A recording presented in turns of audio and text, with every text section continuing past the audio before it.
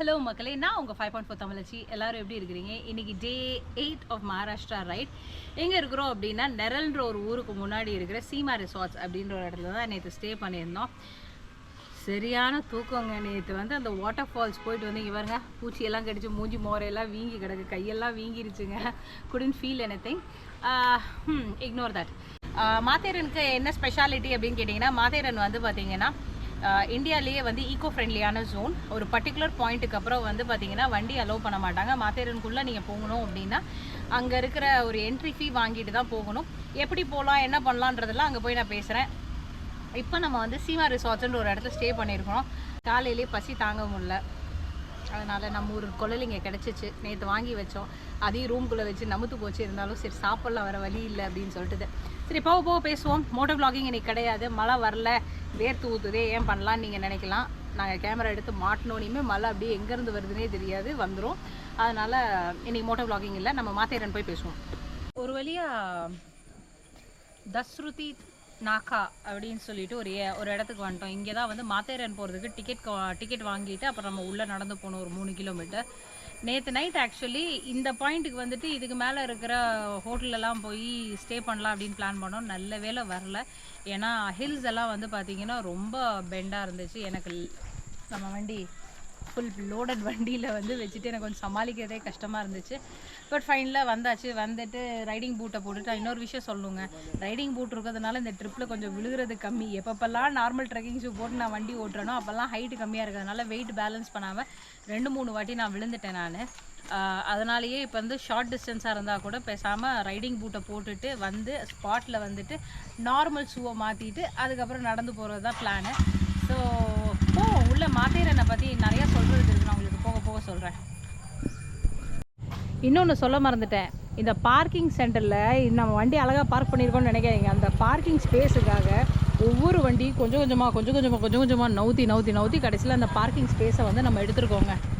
எத்தனை வண்டி வந்துக்கிட்டே இருக்குது, வண்டியெல்லாம் பாருங்க. கீழே கார் பார்க்கிங்.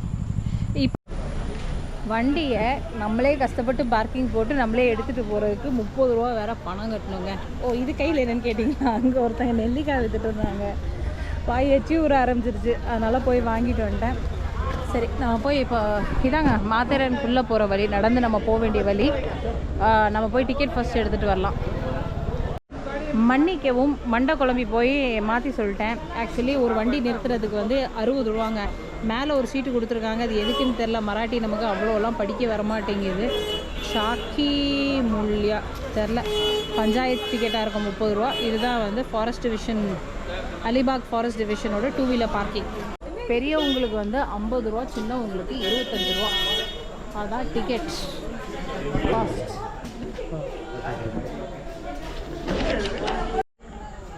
இது வழியாக தான் நம்ம உள்ளே வந்தோம். உள்ளே வந்ததுக்கப்புறம் பார்த்தீங்கன்னா ரைட் ஹேண்ட் சைடே MDTCயோட, அதாவது மகாராஷ்டிரா டூரிஸ்ட் டெவலப்மெண்ட் கார்ப்பரேஷன், அவங்களோட கவர்மெண்ட் காட்டேஜஸே இருக்குது. இது நீங்கள் ரூம்ஸ் அவைலபிளாக இருக்குது.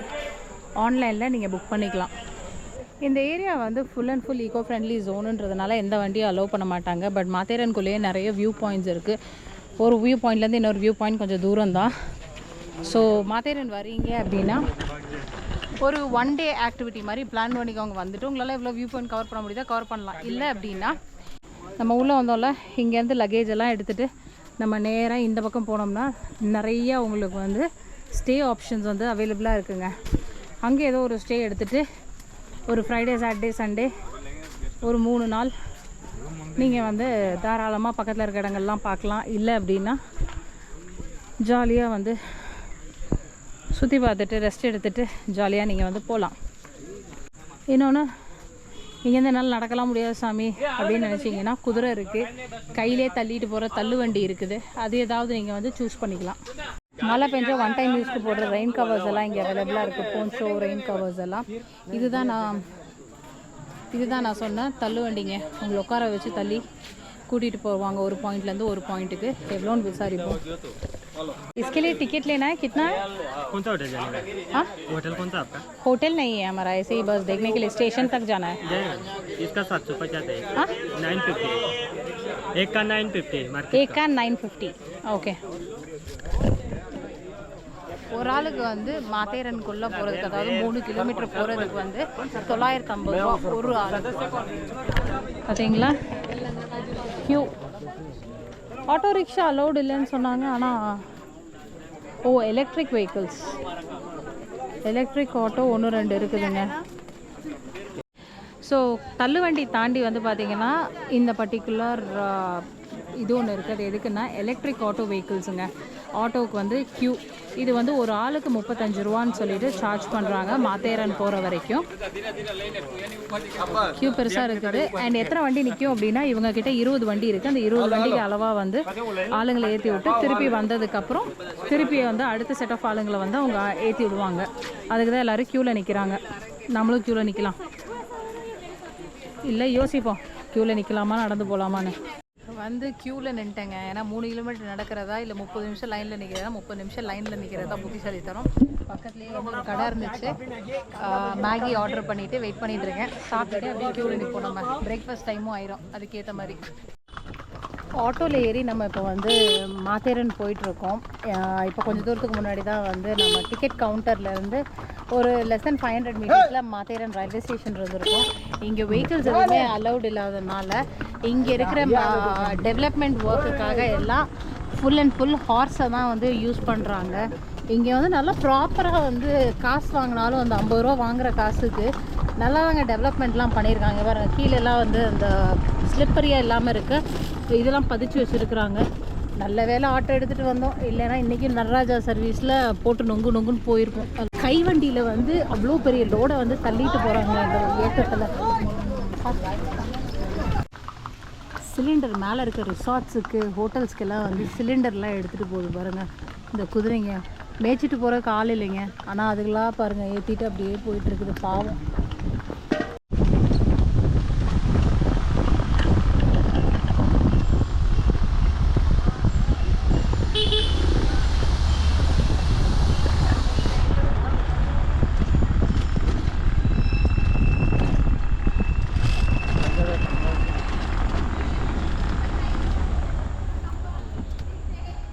ஆட்டோ விட்டு இறங்கினோடனே நல்ல மழை ஸ்டார்ட் ஆகிருந்துங்க. நம்ம வேறு ரெயின் கோட் போடலையா.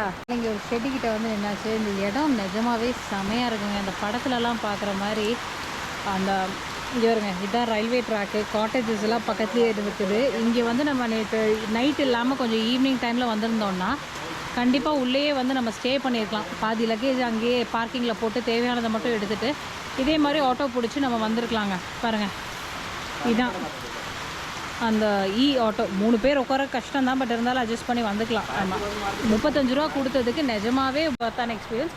இல்லைன்னா கைகால் மறுபடியும் கிழிஞ்சு தொங்கு. நாளைக்கு ஹரிஹர் ஃபோர்ட்டுக்கு ஹரிஹர் அரோகரன்ட்டு போக வேண்டியது தான். அந்தளவுக்கு தான் இருந்துச்சு. இன்னும் உங்கள்கிட்ட சொல்லணும்னு வந்தேன். ஆட்டோ ரிக்ஷாஸ் ஆப்ரேட்டிங் டைம் வந்து பார்த்தீங்கன்னா காலையில் 6 மணிலேருந்து ராத்திரி 10 மணி வரைக்கும்.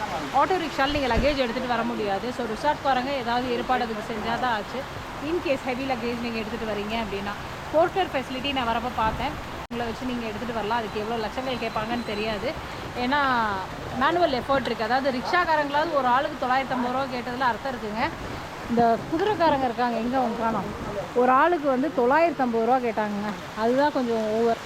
பட் ஆட்டோவில் வந்ததுனால நம்ம வந்து அரை மணி நேரம் இல்லை 1/4 மணி நேரம் க்யூவில் நின்னாலுமே டக்குன்னு ஒரு 10 நிமிஷத்தில் நம்ம வந்து ஸ்பாட்டுக்கு வந்தாச்சு. இப்போ முன்னாடி போய் நம்ம மழை நின்னதுக்கப்புறம் முன்னாடி போய் சுற்றி பார்த்துட்டு திருப்பி அதே மாதிரி ஆட்டோ ரிக்ஷாவை பிடிச்சிட்டு நான் போகிற பிளான் தான். நடந்தெல்லாம் போகிற பிளானே இல்லை. ஏன்னா இங்கேருந்து திருப்பி நம்ம வந்து இக்தாபுரி அப்படின்ற இக்தாபுரின்ற ஒரு இடம் தான் போய் ஸ்டே பண்ண போகிறோம். ஏன்னா அங்கேருந்தா ஹரிஹர் ஃபோர்ட் வந்து ஒரு 1 hour முடிஞ்சால் அந்த இடத்தையும் தாண்டி முன்னாடி போகணும். பட் எந்தளவுக்கு ஹோட்டல் ஃபெசிலிட்டிஸ் அக்காமடேஷன் ஃபெசிலிட்டி இருக்குதுன்னு தெரில. அங்கே போய் பார்ப்போம். எல்லாம் மழை வருதுன்றதுனா ஒடியாராங்க பாருங்கள். நேற்று தான் ஒரு ரயில்வே ட்ராக்கில் ஏறி போகிறதுக்காக வந்து அவ்வளோ கஷ்டப்பட்டோம். இங்கே பார்த்திங்கன்னா பயங்கர சீனிக்காக ரொம்ப பியூட்டிஃபுல்லாக இருக்க ஒரு ரயில்வே ட்ராக். சின்ன அந்த காலத்து ஸ்டீம் இன்ஜின் ட்ராக்குங்க. அதில் இப்போ வந்து நம்ம நடந்து போயிட்டுருக்கோம். சில விஷயங்களை சில ஊரில் மட்டும்தான் அனுபவிக்க முடியும். இதே மாதிரி டாய் ட்ரெயின் எக்ஸ்பீரியன்ஸ் டார்ஜிலிங்கில் இருக்குது. அப்போவும் எனக்கு டைம் கிடைக்கல அந்த டாய் ட்ரெயினில் போகிறதுக்கு.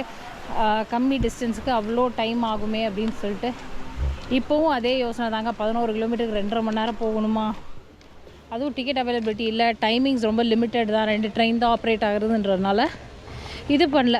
நீங்கள் இன்கேஸ் வந்து லக்கேஜஸ் நிறைய இதோட வரீங்க அண்ட் ப்ராப்பர் மாத்தேரனில் இருக்கிற ரூம்ஸ் எடுக்கிறீங்க அப்படின்னா நீங்கள் வந்து ட்ரெயினில் வரது பெஸ்ட்டு. ஏன்னா காரில் வந்தீங்கன்னா பார்க்கிங்கில் போட்டுட்டு அதுக்கப்புறம் ஒரு போர்ட்டருக்கு ஒரு கூலி, இல்லை நீங்களாக சுமந்துட்டு வரணும். ஆட்டோ ரிக்ஷா, அதாவது ரிக்ஷாவில் வந்து பார்த்திங்கன்னா சின்னதாக ஒரு பேக்கேஜ் மட்டும் அலோவ் பண்ணுவாங்க. அதுக்குமே ரீசெண்டாக ஏதோ சுப்ரீம் கோர்ட்டில் கேஸ் எல்லாம் போட்டு அதை ஜெயிச்சு as per supreme court direction மட்டும் தான் போட்டிருக்காங்க. ஸோ அது யாரும் ரகலை பண்ணக்கூடாதுன்னு சொல்லிட்டு. இங்கே ஒரு ட்ரெயின் ஒன்று ரெடியாக நிற்கிது. அது ட்ரெயினாக இன்ஜினான்னு தெரில. இதாங்க மாத்தேரன் ரயில்வே ஸ்டேஷன்.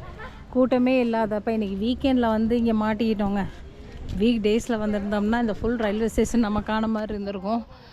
பயங்கர அழகாக இருக்கிற ஒரு விஷயம் இந்த ரயில்வே ஸ்டேஷனை ஒரு இன்ஸ்டாகிராம் ரீல்ஸில் பார்த்து தான் நான் இங்கே வரணுன்னே ஆசைப்பட்டேன். இல்லை இறங்கி போவோம்.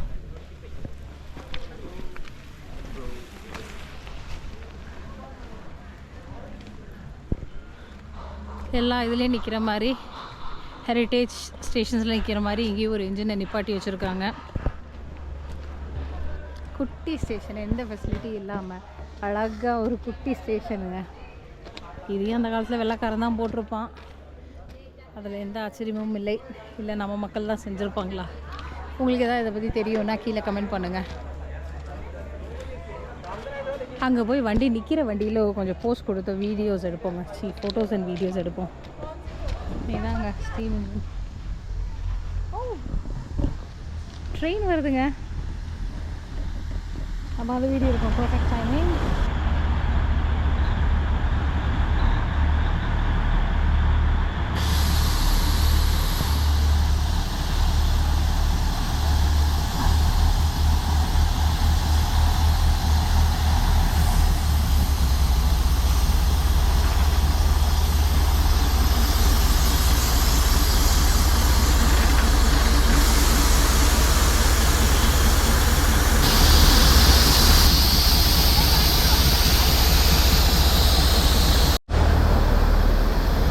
ரொம்ப லிமிட்டடான கோச்சஸ் மட்டும்தாங்க இருக்குது.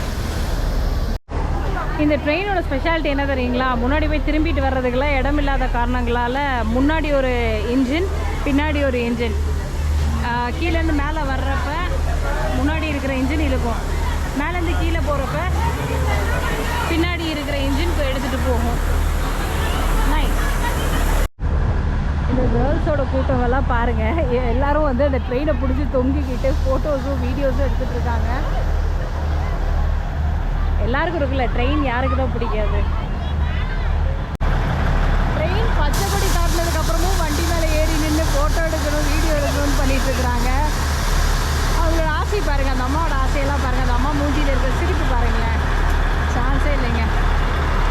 கடைசி வரைக்கும் இதே மாதிரி எந்த ஃபியூச்சர் அச்சமும் இல்லாமல் நான் இருக்கணும்னு ஆசைப்பட்றேன். அவர் போதுங்க, நாங்கள் கொடி கட்டுறோம், போடுங்க.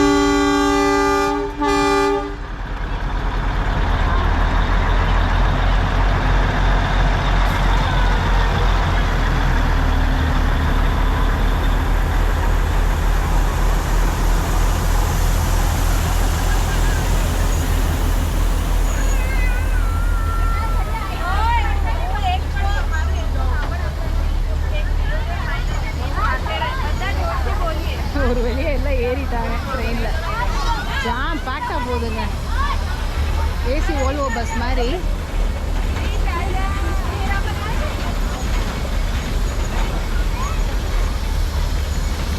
இது ப்ரீ புக்கிங் இல்லாமல் உங்களால் போக முடியாது அந்த ட்ரெயினில்.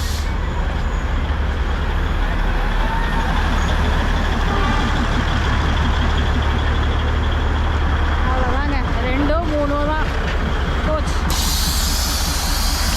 மாத்தேரன் வந்துட்டு எங்கேயுமே போகல, வெறும் ரயில்வே ஸ்டேஷன் மட்டும் வந்து பார்த்துட்டு அப்படியே ரிட்டர்ன் ரிக்ஷாக்காக வெயிட் பண்ணுறேன். அப்படியே கீழே போயிட்டு அப்புறம் மோட்டோ விளாகிங் நம்ம கண்டினியூ பண்ணுவோம் நெக்ஸ்ட் லொக்கேஷன் போகிற வரைக்கும். மாத்தேரனுக்கு வெறும் ரயில்வே ஸ்டேஷன் பார்க்க வந்தேன்னா, ஆமாம் வெறும் ரயில்வே ஸ்டேஷன் மட்டும் தான் நான் பார்க்க வந்தேன். ஏன்னா இங்கேருந்து ஒவ்வொரு பாயிண்ட்டும் வந்து ரொம்ப ரொம்ப தூரம் நடந்து நம்மளால் சாக முடியாது. எங்கெங்கே போகிறது என்ன பண்ணுறதுன்ற லிஸ்ட் உங்களுக்கு நான் அப்படியே இங்கே சைடில் ஆட் பண்ணுறேன், நீங்கள் பார்த்துக்கோங்க. பார்த்துட்டு நீங்கள் மாத்தேரன் வந்தீங்கன்னா கண்டிப்பாக சுற்றி பார்த்துட்டு ஃபோட்டோ போட்டு என்னை டேக் பண்ணுங்கள். நம்ம இப்போ ஆட்டோ ரிக்ஷாவில் கீழே போகலாம் வண்டிக்கிட்ட. இதாங்க மாத்தேரனோட மேப். மாத்தேரனில் பார்க்கக்கூடிய பாயிண்ட்ஸ் ஒன்று ஒவ்வொரு மூலையில் இருக்குது பார்த்தீங்களா?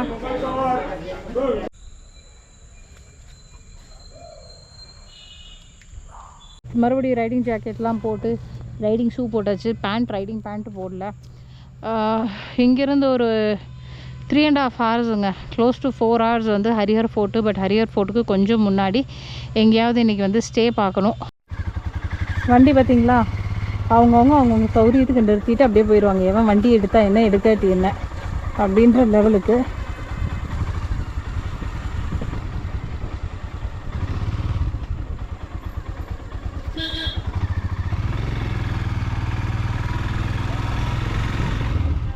வரப்போ அவ்வளோ கூட்டம் இருந்துச்சு.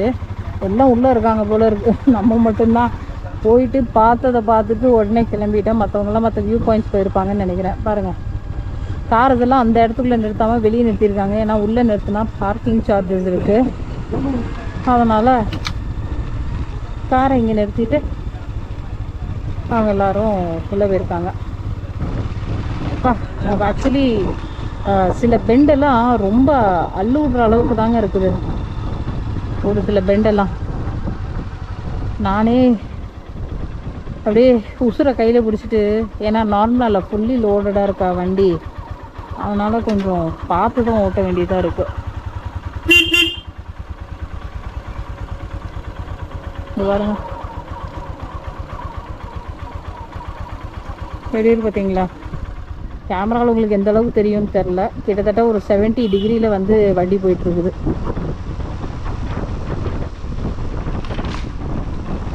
இப்போ தான் ஒரு பெண்டு வந்துச்சா, இப்போ அடுத்த பெண்டு. இதுதான் பயமாக இருக்குது எனக்கு. ஆப்போசிட்டில் வண்டி வந்துருச்சுன்னா தாங்க பிரச்சனை.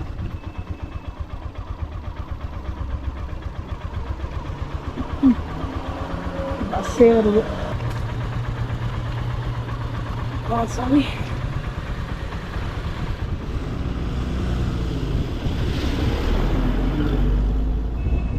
வண்டி முடியல ஓடும்.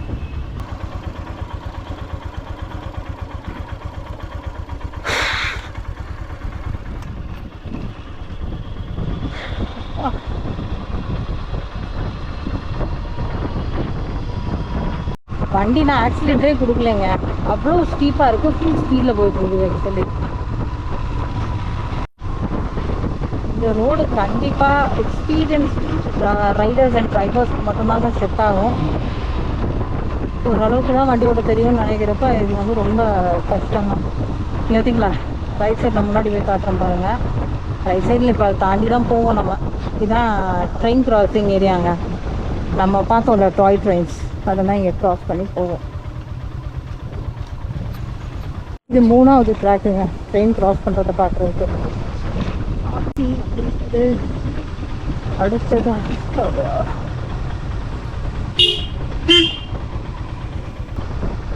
இது 4வது ட்ரெயின் க்ராஸ் ஆகிற ஏரியா. வளைஞ்சு நமக்கு எப்படி ரோடு போகுதோ அதே மாதிரி ட்ரெயினுக்கும் வந்து தனியாக போட்டிருக்காங்க. இங்கே மாத்தாயன் போல சின்ன ஃபால்ஸ் இருக்குங்க. இங்கே ஃபேமிலியெல்லாம் வந்து டைம் ஸ்பெண்ட் பண்ணி குளிக்கிறாங்க. பக்கத்துலேயே சோளக்கடை எல்லாம் இருக்குது. குளிக்கணும்னு ஆசையாக தான் இருக்குது. ஆனால் என்ன பண்ணுறது. இப்போ தாங்க பெட்ரோல் பங்க்கில் போய் டேங்க் ஃபுல் பண்ணிவிட்டு டுவர்ட்ஸ் ஹரியர் ஃபோர்ட் ரைட் பண்ணிகிட்டு இருக்கோம். இன்னும் 3 மணி நேரம் 12 நிமிஷம் இருக்குது. ரீச்சிங் டைமே 7:30 தான் காட்டுது. இதுக்கு இடையில் லஞ்ச் பிரேக் பண்ணணுன்னு பார்த்தா ஒரு கடை இல்லை. இடையில ஃபுல்லாக சின்ன சின்ன ஊர் தான். பார்த்தா அதுக்கு இன்றைக்கி கணேஷ் சதுர்த்தி வேறு, அதனால் கடை கிடைக்கிறது கஷ்டம்தான். பார்ப்போம், கிடைக்கிற கடையில் எதையாவது ஒன்று வாங்கி சாப்பிட்டுட்டு போக வேண்டியதுதான். இன்றைக்கி எப்படி ஆயிடுச்சுன்னா 2 வாரம் வெக்கேஷன் முடிச்சுட்டு ஊருக்கு போய் 2 வாரம் ரெஸ்ட் எடுக்கணும் போல் இருக்குதுங்க. அந்த அளவுக்கு வந்து பாடி எல்லாம் வந்து டங்குவார் அந்து போய் கிடக்குது. என்ன செய்கிறது.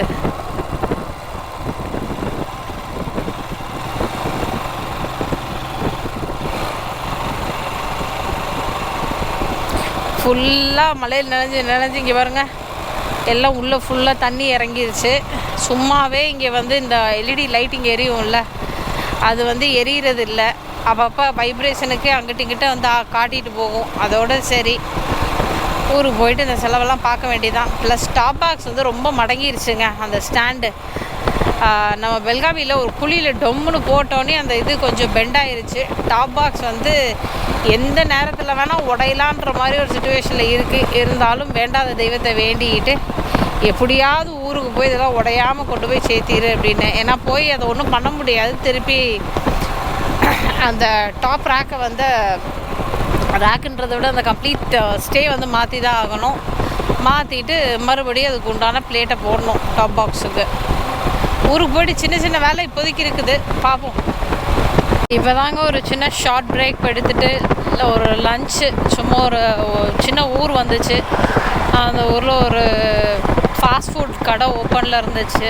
நான் சொன்னேன்ல கணேஷ் சதுர்த்தின்றதுனால எல்லா பக்கமும் வந்து கடையெல்லாம் அந்தளவுக்கு இல்லை இன்றைக்கி. அதனால் ஏதோ ஒரு சின்ன கடை இருந்துச்சு, அந்த கடையில் கிடச்சதை வாங்கி சாப்பிட்டுட்டு இப்போ டுவர்ட்ஸ் ஹரியர் ஃபோர்ட் போயிட்டுருக்கோம். உட்காந்தது பிரேக்குன்னு எடுத்தோங்க. கருமை ஃபோனில் வந்து நெட்வொர்க்கே இல்லை. இந்த ஏர்டெல்காரன் கேட்டால் கார்டில் கிடச்சிச்சு, மலையில் கிடைக்குதுன்னெலாம் சொன்னான். எங்கேயுமே எனக்கு நெட்வொர்க்கே கிடைக்க மாட்டேங்குது. பெங்களூருக்குள்ளேயும் கிடைக்கல, பெங்களூருக்கு வெளியிலையும் கிடைக்கல. அந்த சிம்மை வச்சு நான் என்ன பண்ணுறதுன்னு எனக்கு தெரியல. கன்றாவியான ஒரு கவரேஜு. பயங்கர வெயிலுங்க. கொஞ்சமாக லைட்டாக மழை பெஞ்சால் நல்லாயிருக்கும்னு நினச்சேன். மழை தூறல் போடுது. Very good, I am happy. Harihar Fort போகிறதுக்கு இன்னும் ஒரு 3 மணி நேரம் இருக்குது. பட் நம்ம அதுக்கு ஒரு ½ அன் ஹவர் முன்னாடியே எங்கேயாவது ஸ்டாப் பண்ணிடுவோம் எனக்கு தெரிஞ்சு.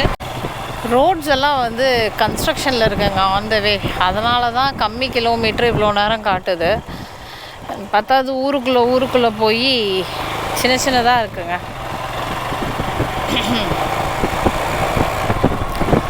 ரோட்ஸ் எல்லாம் வந்து வேலை செஞ்சுட்டே இருக்கிறாங்க. அதனால தான் ஊருக்குள்ளே நம்ம போயிட்டு போகிறப்ப இந்த மாதிரி சின்ன சின்னதாக டிஸ்ட்ராக்ஷன்ஸ் இருக்கிறதுனால 100 கிலோமீட்டர் நமக்கு 2.25 மணி நேரம் காட்டுது. ஸோ மைண்ட் வந்து ப்ரிப்பேர்டாக தான் இருக்குது. பார்ப்போம். ரீச்சிங் டைமே 8:40. இன்றைக்காவது கொஞ்சம் சீக்கிரம் போகலான்னு நினச்சேங்க, அதுவும் நடக்கலை. அந்த டெய்லி அந்த 9-10 மணிக்கு தான் போய் வண்டியை நிறுத்தணும்னு தலையெழுத்து இருக்குது. என்ன பண்ணுறது? நான்லாம் ஒரு காலத்தில் 6 மணிக்கு மேலே கோடி ரூபா கொடுத்தாலும் வண்டி ஓட்ட மாட்டேன்னு சொல்லிட்டு தெரிஞ்சேன். இன்றைக்கி எல்லாம் வந்து வாய்ப்பே இல்லை. விட்டா இன்னும் விடிய ஓட்ட சொல்லுவாங்க போல் இருக்குது. அந்த மாதிரி தான் இருக்குது. கிட்டத்தட்ட 1 hour ஓடிட்டுருக்குறேங்க. ரொம்ப சின்ன ஊர், பேட்சி ரோட்ஸு பயங்கர மோசமாக இருக்குங்க. எந்த மாதிரி ரோட்டில் டாப் பாக்ஸ் வந்து இப்போதைக்கு வந்து பிரச்சனையாக போய் முடியுமோ. ஏன்னா ஆல்ரெடி சொன்னேன்ல, டாப் பாக்ஸ் இது வந்து ஸ்டே வந்து வளைஞ்சிருக்குது, பெண்ட் ஆயிருச்சு. ஸோ எந்த மாதிரி ரோட்டில் வந்து அது இன்னும் கொஞ்சம் வைப்ரேஷன்னால பெண்ட் ஆகும்னு நான் நினச்சேனோ அதே மாதிரி பேட்ச் ரோட்ஸாக இருக்குங்க. அதனால் ரொம்ப பார்த்து நிதானமாக தான் நான் ஓட்டிகிட்ருக்கிறேன். வேறு வழி இல்லை. பாருங்கள்,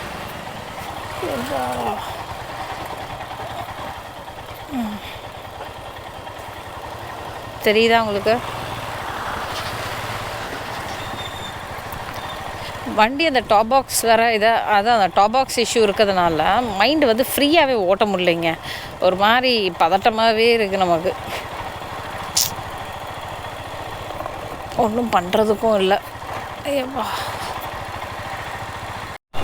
ஏப்பா ஃபைனலாக அந்த ஊர் இந்த ஊர்னு அலைஞ்சு திரிஞ்சு கடைசியில் வந்து மும்பை ஹைவே பிடிச்சாச்சுங்க. இப்போ தான் ஏதோ நிம்மதியாக மூச்சுட முடியுது. முதல்லாம் ரொம்ப மோசமாக இருந்தது. வர கையெல்லாம் செவந்து போச்சு. ஹேண்டில் பாரை பிடிச்சி திருப்பி ரோடு படு மோசம். ஏப்பா ஹைவே வந்ததுக்கப்புறம் தாங்க நிம்மதியாக ஓட்டிகிட்ருக்கிறேன். நல்ல ஒரு ஸ்பீடுன்றதை விட கொஞ்சம் ரோடு ரொம்ப சூப்பராக இருக்குன்னு சொல்ல முடியாது, கொஞ்சம் ஓகேவாக இருக்கிறதுனால ரிலாக்ஸ்டாக ஓட்ட முடியுது ஆக்சுவலி. இல்லைன்னா எப்போ சாமி இந்த ஃபஸ்ட்டு கியரு செகண்ட் கியரு கிளச்சை பிடிச்சே எனக்கு கை வலி வந்துடுதுங்க. 2 கையுமே அப்படி தான் இருக்குது பாருங்கள். எப்படியாவது 69 1.25 மணி நேரம் இருக்குது. இன்னும் ஒரு குறைஞ்சது ஒரு 1.25 மணி நேரமாவது நம்ம ஓட்டிட்டு அதுக்கப்புறம் ஸ்டேயை வந்து பார்க்கணும். மார்னிங் வந்து எந்த அளவுக்கு டிஸ்டன்ஸை கம்மி பண்ண முடியுமோ அவ்வளோ தூரம் கம்மி பண்ணுறது நமக்கு நல்லது. ஏன்னா நாளைக்கு வந்து ட்ரெக்கிங் போயிட்டு போகணும் கரெக்டாக. அப்போ காலையிலே வண்டி ஓட்டி டயர்டாயிட்டா அப்படின்னா அதுக்கப்புறம் வந்து கஷ்டம். அதனால் முடிஞ்ச அளவுக்கு பக்கத்தில் போயிடுவோம். மணி இப்போ 7:40ங்க. ஹரிஹர் ஃபோர்ட் கிட்டே நாங்கள் போகிற ரூட்டில் வந்து சுத்தமாக ஸ்டேயே இல்லை. இப்போ தான் ஜூம் இன் பண்ணி பார்த்தோம். கடைசியில் த்ரிம்பக் அப்படின்ற நியரஸ்ட்டு ஊரில் தான் வந்து ஃபுல் எல்லாமே வந்து ஸ்டே எல்லாம் இருக்குது. இது ஆக்சுவலி நான் முதல்லையே பார்த்துருந்தேன், நோட்டும் பண்ணி வச்சுருந்தேன், எப்படி மறந்தேன்னு தெரில. பட் ஒன்றும் பிரச்சனை இல்லை, எக்ஸ்ட்ரா ஒரு 15 minutes ஓட்டணும்.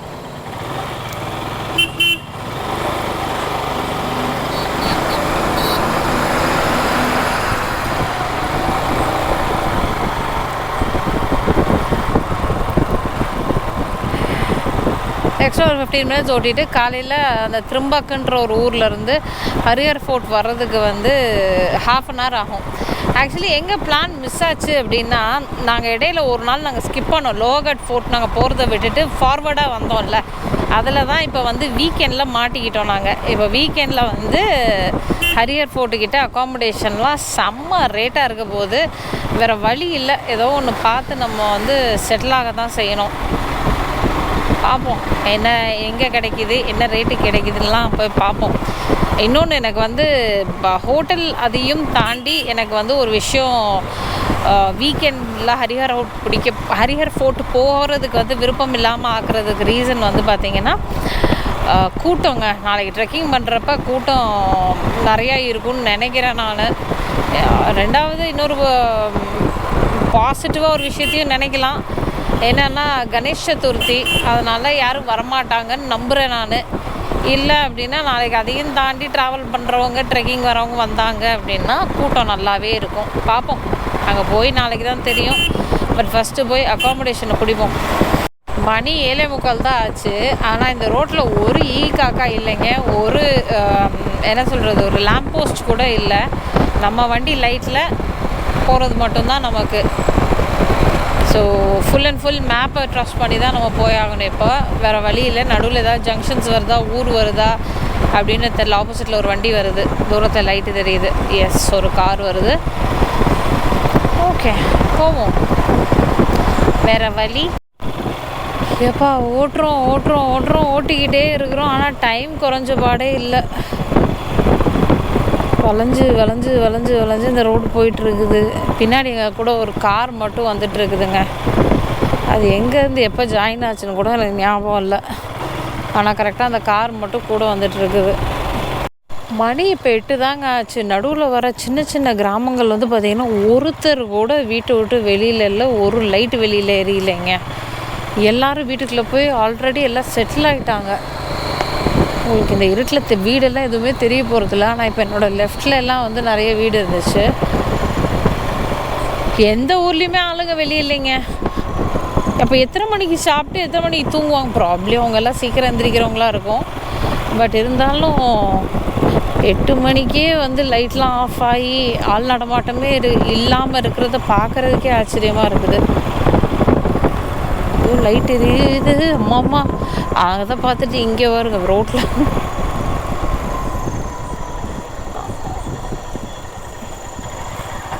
பார்த்தீங்களா வீடு, ஒருத்தர் இல்லை. என்னப்பா பண்ணுற? நேரத்துக்கு அந்த பையன் வண்டியை கொண்டு போய் அவன் வீட்டில் நிறுத்துகிறான்.